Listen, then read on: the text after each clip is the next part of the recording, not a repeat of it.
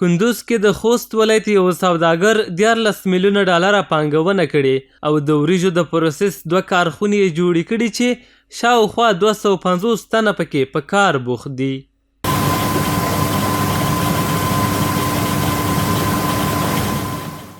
د دې کارخونې مدیر سعید سادات وایي په کندوز ولایت کې د رغون انصاف په نوم 2 کارخونې د وریجو د پروسس برخه کې فعالیت لري چې د ورځې 600 ټنه تولیدات کوي.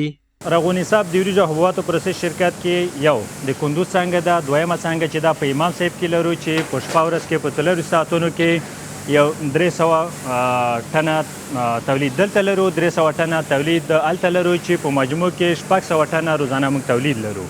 په دې کې تقریبا 220 نفرو پورې مستقیم دلته موږ سره کارمندان په کار بوخت دي. وریجو پروسس لرو، شوله د دهقان نه اخلو، دهقان یې راوړي، بیرته دلته موږ شی کوو، په ستندر ډول پروسس کوو.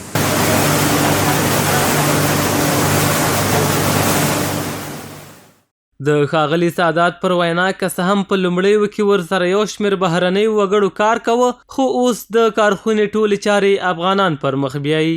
په اول کال کې خو چې کله موږ فابریکه جوړه کړله تقریبا موږ سره څو کسان پنجابیان وو چې هغې فابریکه جوړه کړه. بعد د هغې نه همدا خپل د وطن استادان په خپل وطن کې خپل هیوادوال دلته موږ سره مصروف دي. ټول په ماشینګرۍ کې انجینران هم استاد دغه افغانیان دي، تخنیکي کسان هم همدا افغانیان دي، کارګر هم همدا افغانیان دي. د ټولو ولایتونو د سمت شمال نه هم دي، د سمت جنوب نه هم دي.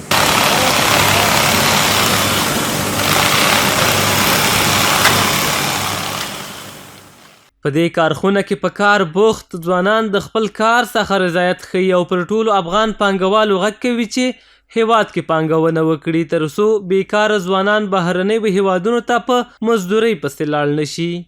د خپل کار نه ډېر راضي یم او د موږ نورو تجاران نه غوښتنه دغسې شرکتونه جوړې کړي، سرمایه گذاري وکړي ترڅو بیکاره خلکو د کار زمینه برابره کړي، هم به ولس ته خدمت وشي، هم د هیواد ته خدمت کوي.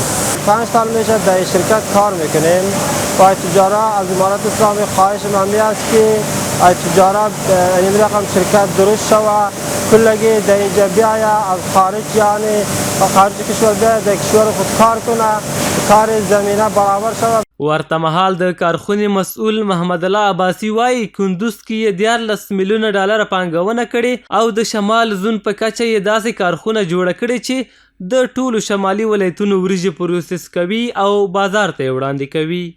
مونږ خو رغون انصاف شرکت 2 څانګې لرو چې عمومي په کندوز ولایت کې موقعیت لري او دویمه څانګه د کندوز ولایت امام صاحب ولسوالۍ کې موقعیت لري.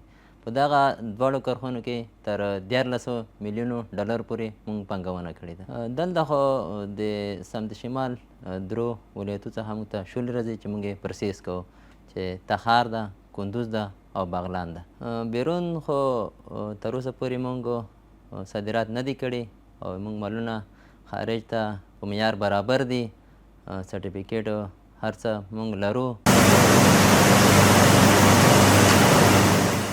ښاغلی عباسي په اسلامي امارت غږ کوي چې د بازار موندنې برخه کې ورسره مرسته وکړي ترڅو دوی خپلو تولیداتو ته پراختیا ورکړي. نوموړی وایي تولیدات یې ټولو ولایتونو ته صادریږي او لا زمینه نه ده برابره شوې ترڅو له هیواده بیرون هم صادرات وکړي. دولت سره هم هیله دغه ده چې موږ سره همکاري وکړي، اما که بیرون ته لیږل دي او داخل د وریجو استعمال ده نو باید دولت خو په اوله کې داخل قراردادونه موږ ته راکړي چې وطني تولیدات استعمال کړي.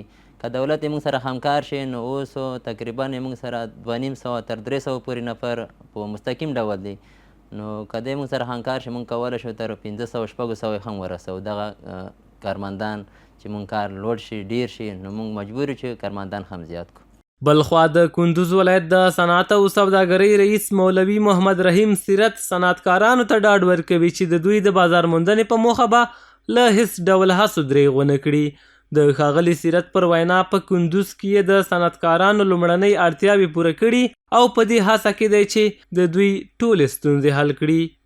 موږ خپلو ټولو صنعتکارانو ته دا ډاډ او اطمینان ورکوو چې موږ د دوی کامله حمایه کوو دوی د خپلو تولیداتو ته داسې ښه کیفیت ورکړي، ښه با کیفیته تولیدات دوی وکړي او موږ د دوی لپاره دا ډاډ او اطمینان ورکوو چې دوی بازار موندنې لپاره موږ له هیڅ نوعه کوشش نه انشاءالله دریغ نه کوو. د کندوز ولایت د صنعت او سوداګرۍ ریاست د معلوماتو له مخې په دې ولایت کې د صنعتکارانو هر ډول ستونزو ته رسېدنه کړې او په نږدې راتلونکي کې به د دوی لپاره یو صنعتي پارک هم جوړ شي.